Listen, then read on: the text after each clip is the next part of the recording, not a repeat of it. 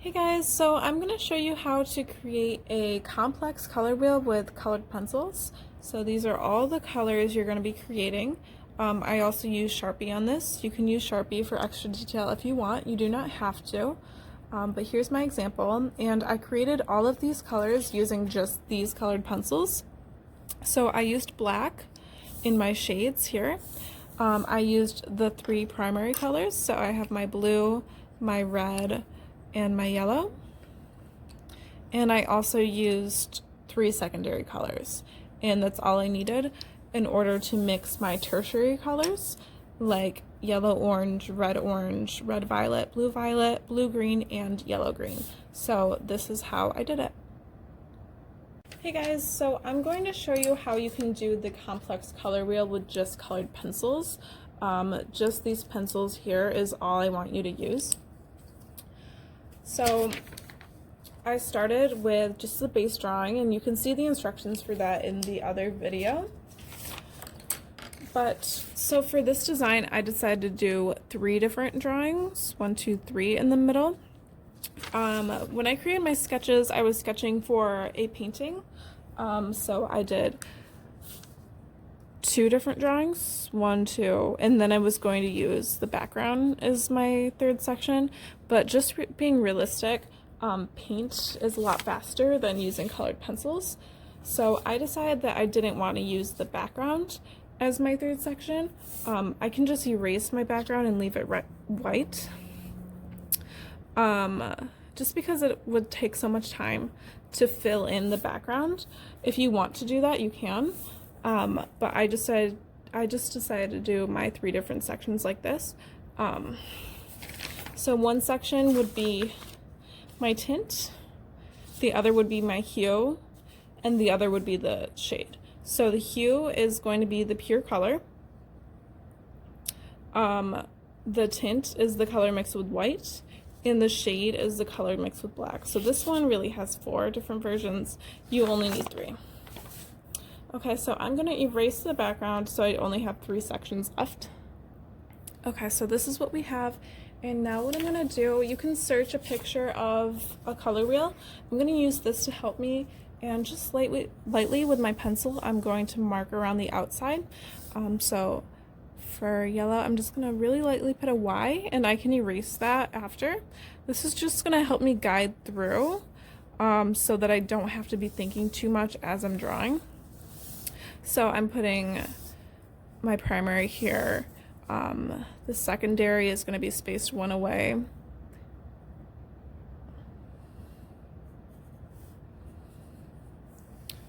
Okay, and I'll explain this. So basically what we have is our primary colors, sort of like a triangle, all evenly spaced apart. And then in between we have 3 different colors, which are all blended together. So here you can see a little bit better. These are going to be your primary colors, and then this one here, let me do it as a square. These will be your secondary colors, halfway in between. So green is the secondary for blue and yellow, and then purple or violet would be secondary between blue and red. And then your tertiary colors are going to be on the outside. Okay. So here I just marked off Y for yellow, B for blue, R for red, and they're all evenly spaced apart, just really lightly. And then G for my green, O for my orange, V for my violet. And then I ended up doing blue violet in between, BV. The name of the primary color next to it goes before the secondary color because it's more important. So I have RV, yellow, orange, YO, things like that. That just helps me to figure out what I'm going to be doing in that section before I even start. So next thing you can do is decide, like, for the whole entire thing, where you want your hue to go, where you want your shade to go, and where you want your tint to go. So this person had the tints go in the middle, and they had the hue and then the shade on the outside. You can go in that order if you want. It doesn't really matter which order you go in, as long as you keep it in the same section the whole time. So let me start with red. right over here. And I decided that I want my hue to be in the middle. So I'm just gonna do a solid red in this section, and I'm gonna press down pretty hard. And I'm only gonna keep it in this section here. So next thing I'm going to do is my shade, which is red mixed with black. So I'm gonna put down red in this section a little bit more lightly. Okay, I'm being careful to get right up to the edges. And then I'm going to do a layer of black over it. So then I have a dark red. Getting right up to the edges. And then let me do another layer of red until I get it where I want. That looks like something I'm pretty happy with. You can just keep putting the red in the black or the hue in the black over and over until you're happy with the results. Okay, so there you can see how it looks like a dark red. And then what I'm going to do for the middle, I don't need to use white because my paper is already white. I'm just going to use less pressure on the red and make it into a pink because pink is red mixed with white. And the order you go in is up to you. Maybe you would want to start with all the primary colors and then sort of work your way in between them, or you could just go down the line through the circle.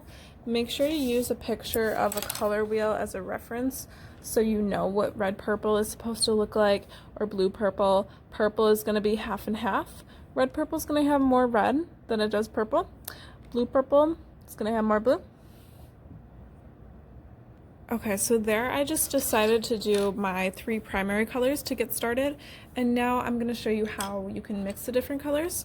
So let me go into violet, okay, so I just put a violet in this section, and now I'm going to turn it into a shade. So I'm going to do the same thing I did in the first section, and then I'm just going to layer black on top. So this is what my shade for violet ended up looking like. And then I'm going to draw really lightly and get my tint in the middle section. Again, you can go in any order you want. I decided to put my tint up there. Next, I'm going to take my violet and put it in the hue section. I'm just going to do it a little bit more lightly this time. I'm going to do 1 layer of violet and then another layer of blue, giving me blue violet.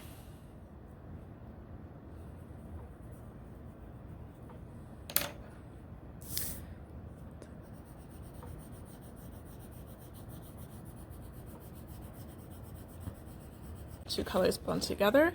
Up close it's harder to see.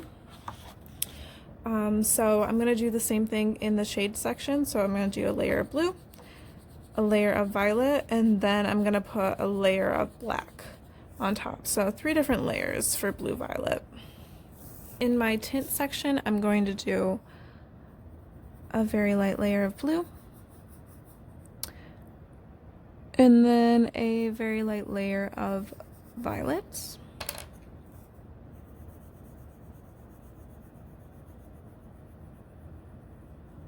Going all the way up to the corners. And then I'm going to do red violet. So there's my layer of violet.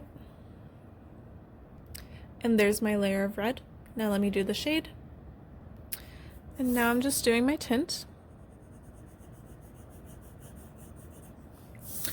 And then there I have basically half of my color wheel completed. Let me go ahead and finish the rest. Still finishing up, but if you want to go a little bit faster, you can take your secondary color, something like your orange, over all 3 sections, and then you can just add the primary, like to make red orange.